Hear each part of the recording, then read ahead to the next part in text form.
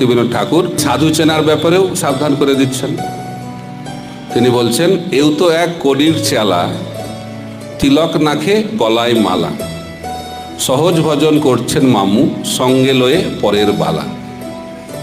তো ভক্তিবিনোদ ঠাকুর বলছেন, সাধু চিনতে গেলে বাহ্যিকভাবে চেনা যাবে না। তিলক মালা পরেও অনেক লোক ঘুরছে, ভাবছে যে তারা সাধু, কিন্তু ভক্তিবিনোদ ঠাকুর তাদেরকে কি বলছেন? কলির চেলা।